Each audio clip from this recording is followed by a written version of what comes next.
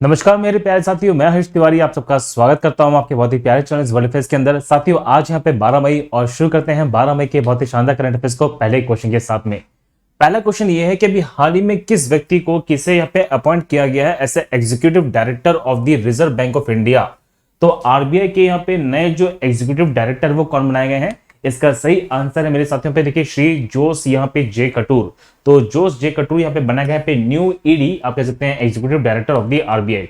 तो यहाँ पे आप देख पाएंगे इनका अपॉइंटमेंट किया गया है आरबीआई के एज एग्जीक्यूटिव डायरेक्टर की पोस्ट पे। और देखिए 10 मई को इनका जो अनाउंसमेंट था वो कर दिया गया था। हम जब बात करेंगे तो ये बहुत सारे यहाँ पे डिपार्टमेंट्स को देखिए देखने वाले हैं, जिसमें ह्यूमन रिसोर्स मैनेजमेंट डिपार्टमेंट है, कॉर्पोरेट्स भी है, साथ साथ में बजट डिपार्टमेंट भी है और जो राजभाषा डिपार्टमेंट है वो भी इनको दिया गया है। अगर हम बात करें आरबीआई की, आप जानते हैं कि भारत में सेंट्रल बैंक है, बैंकों का बैंक है, केंद्रीय बैंक है मेरे साथी, यस। और वर्तमान में इसके जो गवर्नर है वो है शक्तिकांत दासा। अभी देखिए हाल ही में यहाँ पे चौथे नए डिप्टी गवर्नर की जो पॉइंट्स जो अपॉइंटमेंट थी वो की गई थी। तो आरबीआई के जो चौथे डिप्टी गवर्नर बनाए गए हैं वो यहाँ पे टी रविशंकर जी। तो अगर आपसे एग्जामिनेशन में क्वेश्चन पूछा जाए कि आरबीआई की यहाँ पे पूरी की पूरी पोर्टफोलियो बता दीजिए, आप कह सकते हैं कि गवर्नर यहाँ पे कौन है? शक्तिकांत दासा है। यहाँ पे डिप्टी गवर्नर की पोस्ट पे देखिए महेश कुमार जैन, यहाँ पे एमडी पात्रा, एम राजेश्वर राव और यहाँ पे नए अपॉइंट हुए हैं जिनका नाम है टी रविशंकर। ये सारा का सारा पोर्टफोलियो यहाँ पे तैयार कर दिया गया है। चलिए नेक्स्ट क्वेश्चन यहाँ पे ये है कि किस राज्य की पुलिस प्रशासन के द्वारा यहाँ पे बहुत ही फेमस एक यहाँ पे मिशन है जो शुरू किया गया, जिसका नाम है मिशन हौसला। तो मिशन हौसला जो मुहिम है ये किस राज्य पुलिस के द्वारा शुरू की गई है? तो बता दो मेरे साथियों, ये शुरू की गई यहाँ पे देखिए उत्तराखंड राज्य पुलिस के द्वारा, यस। तो उत्तराखंड राज्य पुलिस के द्वारा देखिए ये योजना शुरू की गई है जिसमें वो प्रोवाइड कराने वाले हैं कोविड-19 पेशेंट्स को बेड, ऑक्सीजन और उनकी जो ज्यादा जरूरत की जो फैसिलिटीज हैं वो सारी की सारी। ये बहुत बड़ा इनिशिएटिव है जो किसी राज्य पुलिस सरकार के द्वारा लिया गया है। देखिए यहाँ पे इसका वर्णन किया था, इसके बारे में पूरा का पूरा प्रेस कॉन्फ्रेंस के बारे में बताया गया था कि मिशन हौसला जो योजना है वो चलाई जा रही है यहाँ पे उत्तराखंड राज्य सरकार के द्वारा, जिसके बारे में कहा था यहाँ पे अशोक कुमार जी ने, जो वर्तमान में डीजीपी है यहाँ पे उत्तराखंड पुलिस के, ठीक है, उत्तराखंड राज्य के डीजीपी है, डायरेक्टर जनरल ऑफ पुलिस है। आपको पूछेंगे कौन है यहाँ पे, तो अशोक कुमार जी है। देखिए आपको बता दूं कि उत्तराखंड अकेला नहीं है जो इस तरह की सुविधाएं चला रहा है। आपको बता दूं देखिए कि यहाँ पे दिल्ली राज्य ने क्या किया है कि जो वरिष्ठ नागरिक हैं उनके लिए, जो ओल्ड लोग हैं, जो बुजुर्ग नागरिक हैं, उनको सुख सुविधा देने के लिए और उनको एक जगह से दूसरी जगह पर सेफ्टी पहुंचाने के लिए यहाँ पे एक योजना चलाई है मेरे साथियों। और यहाँ पे चला है कौन सा? कोवी वैन। तो देखिए यहाँ पे कोवी वैन जो स्कीम है ये चलाई गई है किस राज्य के द्वारा? पे दिल्ली पुलिस के द्वारा। और इसी तरह से तेलंगाना पुलिस ने क्या किया पे लॉन्च किया है फ्री फूड डिलीवरी ऐप। ये बहुत बड़ा इनिशिएटिव लिया गया है और यहाँ पे जो इस ऐप का नाम है वो है सेवा आहार। तो यदि आपसे एग्जामिनेशन में क्वेश्चन इस प्रकार से पूछ लें कि किस राज्य की पुलिस के द्वारा यहाँ पे कोविड-19 पेशेंट उनके घर वालों के लिए जो होम आइसोलेशन में है, जो बाहर से खाना नहीं ले पा रहे हैं, उनके लिए जो ऐप है जिसका नाम है सेवा आहार, वो किस राज्य पुलिस के द्वारा लॉन्च किया गया है? आप कह सकते हैं पे तेलंगाना पुलिस के द्वारा। ये सारे के सारे इनिशिएटिव अभी लिए गए हैं। चलिए नेक्स्ट क्वेश्चन यहाँ पे ये है, अभी हाल ही में भारत की किस झील के अंदर यहाँ पे फ्लोटिंग एम्बुलेंस की शुरुआत की गई है? देखिए हम जब बात करें यहाँ पे फ्लोटिंग एम्बुलेंस के बारे में तो ये हुआ है कहां पे? देखिए डल झील श्रीनगर के अंदर। आपने अगर श्रीनगर गए होंगे तो श्रीनगर के सबसे सुंदर झीलों में से एक है यहाँ पे, कौन से पे? डल झील। देखिए जब मैं बात करता हूं भारत की मीठे पानी की सबसे बड़ी झील के बारे में, तो भारत की मीठे पानी की सबसे बड़ी झील यहाँ पे कौन सी? वुलर झील है। और वुलर झील के पास में यहाँ पे डल झील है जहां पे बहुत ही शानदार नाव चलती है जिनका नाम है शिकारा। और ऐसी ही शिकारा को देखिए यहाँ पे एम्बुलेंस में बदल दिया गया है। तो कश्मीर की यहाँ पे जो पहली फ्लोटिंग एम्बुलेंस है वो प्राप्त की गई है डल झील के अंदर। और ये जो मेन इनिशिएटिव है एक व्यक्ति के द्वारा लिया गया था। यहाँ पे देखिए व्यक्ति है जिनका नाम है तारिक अहमद पाटलू। तो तारिक अहमद पाटलू ने ये इनिशिएटिव लिया था जिसको देख के बहुत सारे लोगों ने क्या किया है, अपनी शिकारा झील को अब यहाँ पे फ्लोटिंग एम्बुलेंस में बदल दिया है। देखिए बहुत सारी कंडीशन है, बहुत यहाँ पे खराब कंडीशन चल रही है। ये एक तरफ से लैंड लॉक्ड हो चुका है, बाहर की सीमा बंद कर दी गई है। तो ऐसी कंडीशन में आसपास के एरिया में कोविड पेशेंट को आइसोलेट करने के लिए उनकी प्रॉपर देखभाल करने के लिए इस तरह की जो एम्बुलेंस है वो क्रिएट की जा रही है। बहुत अच्छा इनिशिएटिव है जो लिया गया है। वैसे बता दो मेरे साथियों, कभी आप जाइए यहाँ पे श्रीनगर में तो आपको बहुत ही सुंदर जो नजारे वो देखने को मिलने वाले हैं। और ये जो नाव है ना, ये नाव देखिए वास्तव में जन्नत का एहसास कराते हैं। बैठिए इन पर, आपको आसपास का जो दृश्य मिलने वाला है वो बड़ा मंत्रमुग्ध है। और मैं बता दूं कि श्रीनगर के अंदर ही आपको एशिया का सबसे बड़ा जो टुलिप गार्डन है वो देखने को मिलेगा, जिसका नाम है यहाँ पे क्या मेरे साथियों? आप कह सकते हैं इंदिरा गांधी प्रियदर्शनी, इंदिरा गांधी या फिर ट्यूलिप गार्डन। लेकिन इससे पहले इसका जो नाम था वो था सिराज बाग। कौन सा बच्चे यहाँ पे? सिराज बाग। यस, सिराज बाग का नाम ही बदल के यहाँ पे इंदिरा गांधी के नाम पर कर दिया गया है। चलिए नेक्स्ट क्वेश्चन पे चलते हैं। देखिए बहुत ही फेमस अभी यहाँ पे नेशनल पार्क है जो काफी चर्चाओं में रहा है अपने, जिसका नाम है मुकुर्थी नेशनल पार्क। तो मुकुर्थी नेशनल पार्क यहाँ पे किस राज्य में है बच्चे? तो ये किस राज्य में है? तमिलनाडु में। चलो कोई नहीं, सीधे सीधे आपके सामने ऑप्शन आ गया, यहाँ पे कोई दिक्कत नहीं है, तमिलनाडु राज्य में। अब ये मुकुर्थी नेशनल पार्क क्यों फेमस है जरा समझिएगा।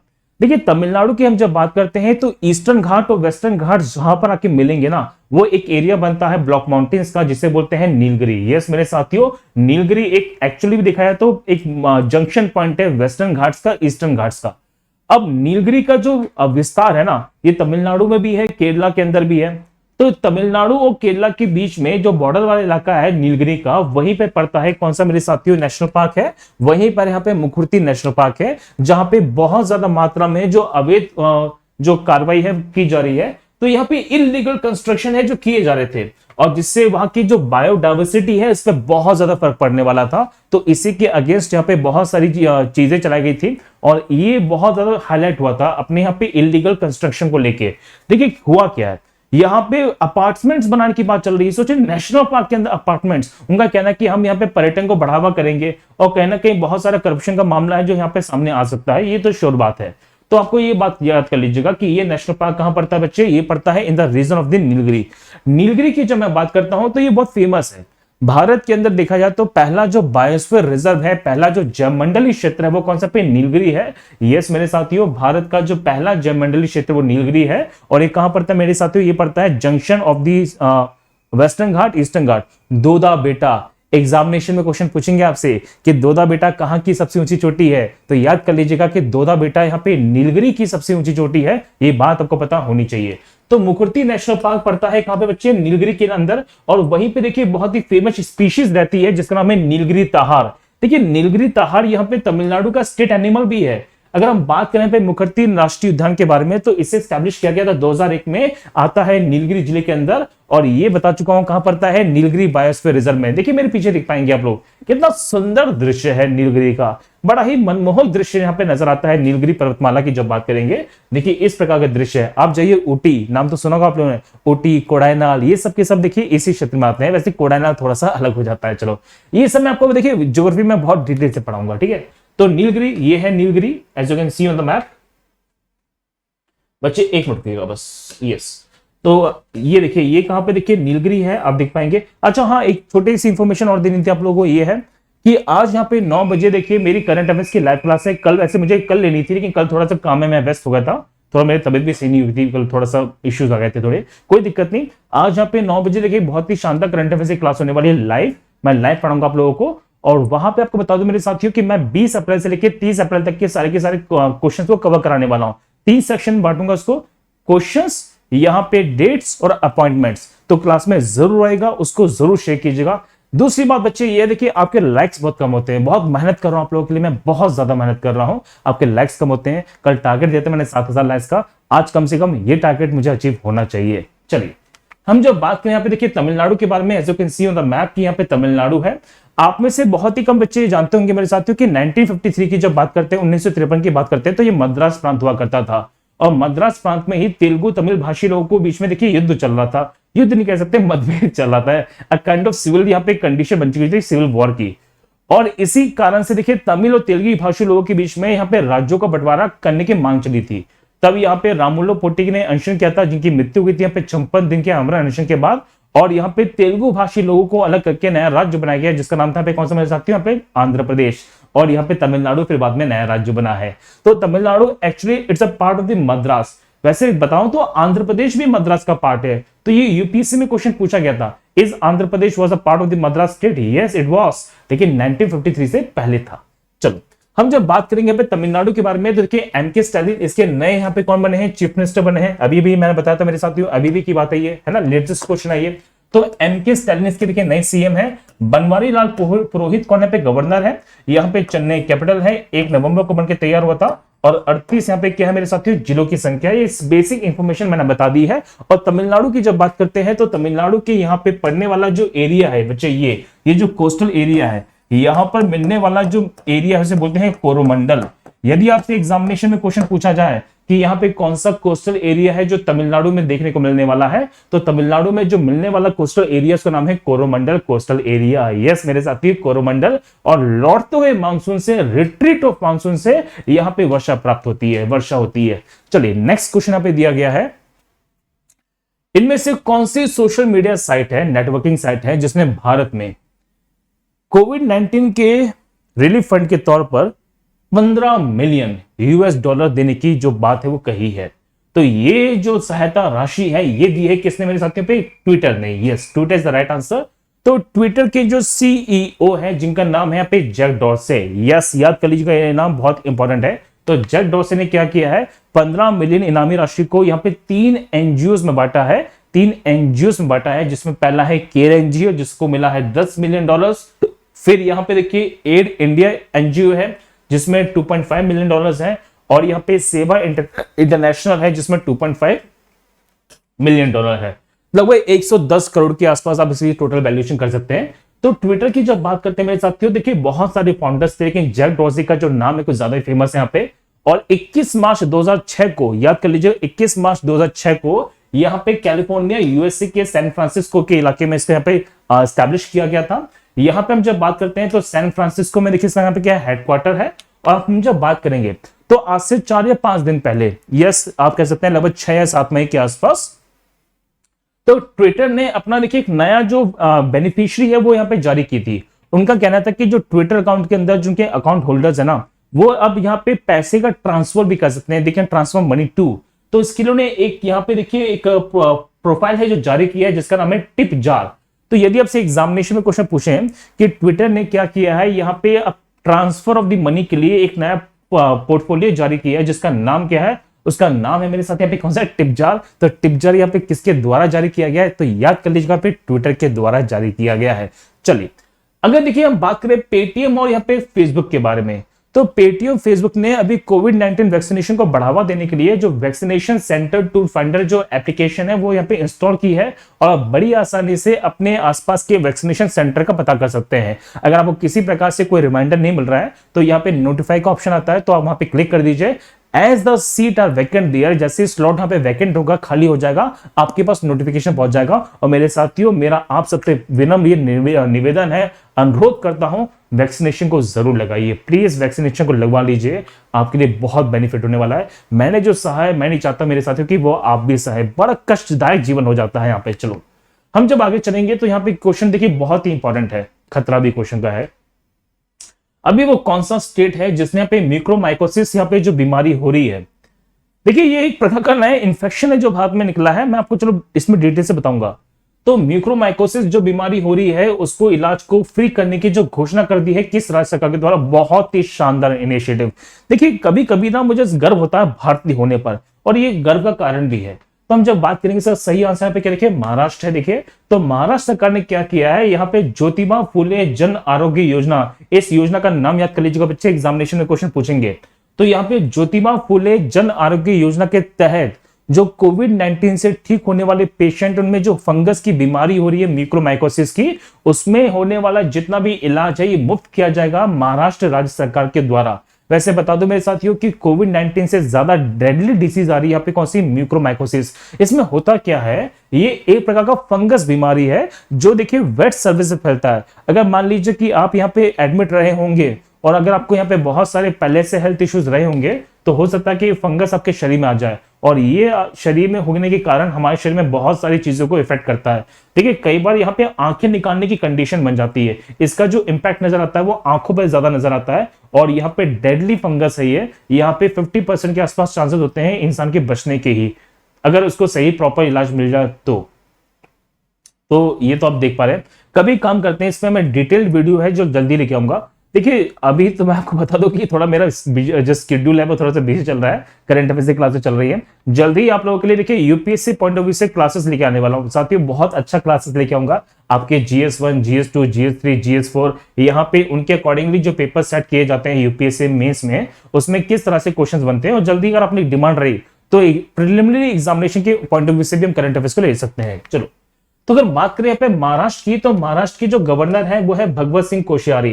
देखिए भगवत सिंह कोश्यारी के बारे में आपको एक छोटी सी बात और बता दूं, ये उत्तराखंड के देखिए पूर्व मुख्यमंत्री रह चुके हैं। तो यदि आपसे क्वेश्चन इस प्रकार से पूछ लिया जाए कि भगवत सिंह कोश्यारी कौन रहे हैं, तो वर्तमान में तो गवर्नर है किस राज्य के मेरे साथियों, महाराष्ट्र राज्य के। लेकिन इससे पहले यहाँ देखिए उत्तराखंड राज्य के यहाँ पे कौन थे, यहाँ पे पूर्व मुख्यमंत्री भी रह चुके थे। मुंबई कैपिटल है, उद्धव ठाकरे देखिए वर्तमान में सीएम है, 36 जिले हैं और 1 मई को ये मनाता है कि अपना फाउंडेशन डे। वैसे बता दो मेरे साथियों कि 1 मई को यहाँ पे एक राज्य और है जिसका नाम है कौन सा पे, गुजरात।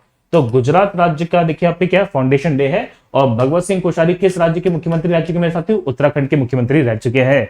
ये आपसे एग्जामिनेशन में क्वेश्चन पूछ सकते हैं। चलो क्वेश्चन ये है कि भी हाल ही में किस राज्य ने वर्षा जल की कटाई, वर्षा जल की यहाँ पे एक सेकंड हार्वेस्टिंग होना चाहिए, ओके कोई दिक्कत नहीं। तो यहाँ पे क्वेश्चन ये पूछा गया मेरे साथियों कि यहाँ पे फॉरेस्ट पॉन्ड जो बनाए गए हैं टू हार्वेस्ट रेन वाटर, यहाँ पे फॉरेस्ट रेन पोर्ट्स बनाए गए मेरे साथियों, फॉरेस्ट पॉन्ड्स बनाए गए हैं। तो यहाँ पे वर्षा जल के संग्रहण के लिए वो किस राज्य के द्वारा बनाए गए हैं, तो ये बनाए गए पे हिमाचल प्रदेश के राज्य सरकार के द्वारा। देखिए तो हिमाचल प्रदेश में बहुत ही फेमस एक परियोजना चल रही है जिसका नाम है पर्वत धारा परियोजना। यस, ये परियोजना बहुत इंपॉर्टेंट है, सुनो ध्यान से। ये है क्या, जरा बताता हूं, जरा सुनो। देखिए हिमाचल प्रदेश वैसे ही एक राज्य है जहां पे देखिए इस तरह की फार्मिंग की जाती है जिसे बोलते हैं कंटूर फार्मिंग। तो कंटूर फार्मिंग में होता क्या है कि अगर रेन यहाँ पे आता है तो देखिए इसमें जो इरोजन की मात्रा होती है, सॉइल इरोजन का जो वैल्यूएशन होती है वो वैसे ही कम हो जाती है। तो कंटूर फार्मिंग कहां पे होती है, अगर आपसे क्वेश्चन पूछे जाए तो जितने भी हमारे हिली एरियाज हैं, तो हिली एरियाज में बेसिकली जो फार्मिंग होती है कौन सी, कंटूर फार्मिंग है। लेकिन ये देखा गया कि यहाँ पे वर्षा भी काफी कम होती है, बहुत ही कम मात्रा में पानी है जो पहुंचता है। देखिए बहुत सारे कारण है। एक तो ये है कि यहाँ पे हमारे भारत में जो मानसून है वो फिक्स है कि साउथ वेस्ट मानसून है, और यहाँ पे जो होने वाली वर्षा वो साउथ वेस्ट मानसून होती है जो जून जुलाई के महीने में बेसिकली आना शुरू हो जाता है। लेकिन यहाँ पे देखिए बहुत ही कम चांसेस होते हैं कि यहाँ पे पहुंचे, क्योंकि इनकी दूरी बहुत ज्यादा है और मानसून यहाँ पे पहुंचते पहुंचते बहुत ही ज्यादा कमजोर हो जाता है। हाँ, अगर अच्छा मानसून रहा हो और अल नीनो ला नीनो की कंडीशन ना बने मेरे साथियों, अगर कोई यहाँ पे सदर्न ऑसिलेशन ना हो, यहाँ पे कोई वेस्टर्न ना हो, या कोई आप कह सकते हैं कोई डिस्टर्बेंस ना हो, तो मानसून अच्छा हो सकता है। लेकिन ऐसा होता नहीं है, पिछले कुछ सालों में देख रहे हैं कि मानसून खराब ही हो रहा है।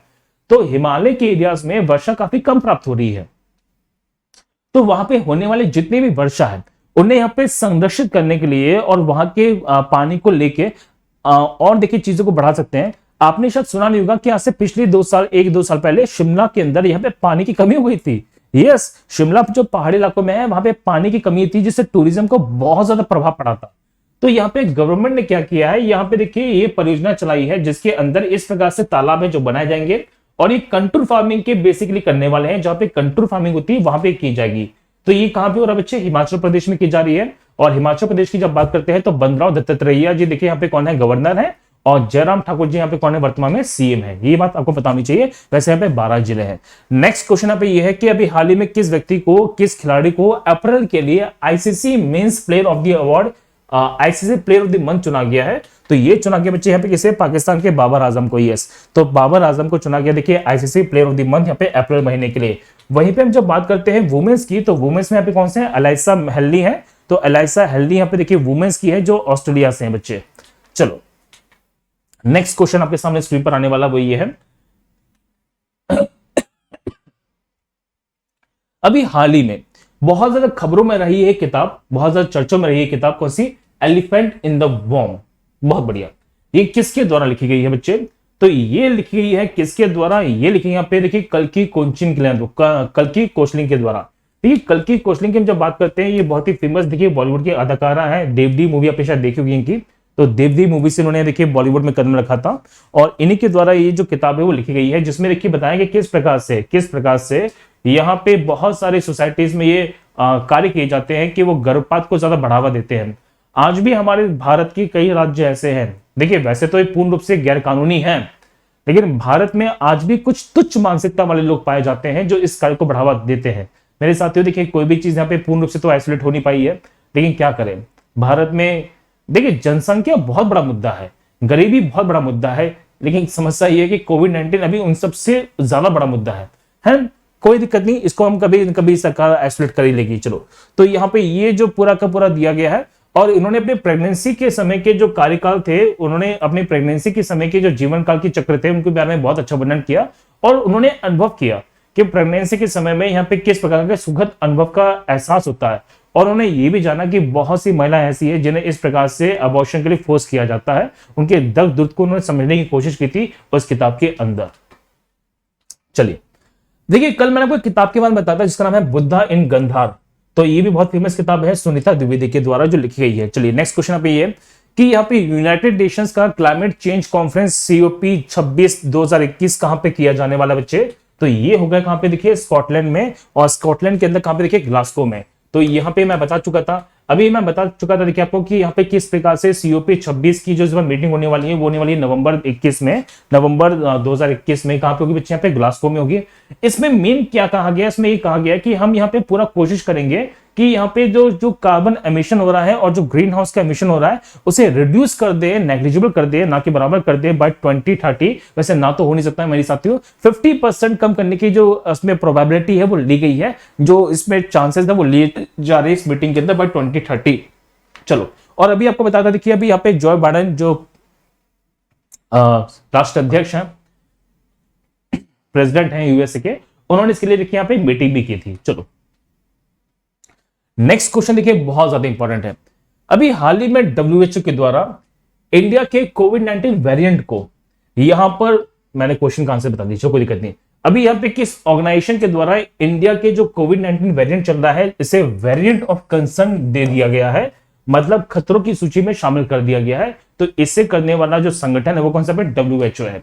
देखिए भारत में जो भी नया वेरिएंट आया है ना, सेकेंड वेव जिस वेरिएंट से आई है, ये वेरिएंट बहुत ज्यादा खतरनाक है। और WHO को यह कहना कि भारत को भी कुछ समय के लिए ग्लोबली आइसोलेट कर दिया जाए, मतलब जितना भी व्यापार हो रहा है और जितना भी आवागमन हो रहा है, किसी भी तरह से आवागमन हो रहा है, किसी भी तरह से एक्सपोर्ट इंपोर्ट हो रहा है, तो उसे पूरा ह्यूमन बीइंग के बिना किया जाए। तो यहाँ पे मर्चेंट शिप्स को अभी डिले कर सकते हैं या ह्यूमन ट्रांसफर ना किया जाए, क्योंकि ये जो वायरस है ग्लोबली बहुत जल्दी स्प्रेड कर सकता है। और इंडिया में इसकी जो स्प्रेडिंग रेट है उससे पूरा विश्व चिंतित है। देखिए विश्व के ऐसे बहुत सारे देश हैं जहां पे इसे खत्म कर दिया गया है या ना के बराबर है। देखिए इजराइल के अंदर, खैर आपको बताया कि इजराइल में भी देखिए हमला भी हुआ था, कोई दिक्कत नहीं, तो इजराइल ने अपने को वहां पे फ्री कर दिया है। न्यूजीलैंड है, अभी वुहान के अंदर बहुत ही बड़ा एक फेस्ट आयोजित किया गया था जिसमें मैंने देखा कि लोग बिना मास्क के घूम रहे हैं। सोचिए जहां से ये चीज शुरू हुई है वहां पे लोग इतने स्वतंत्र हैं, और भारत जिसका इससे कोई लेना देना नहीं है वो इतना कुछ भुगत रहा है। ये चीज गलत है।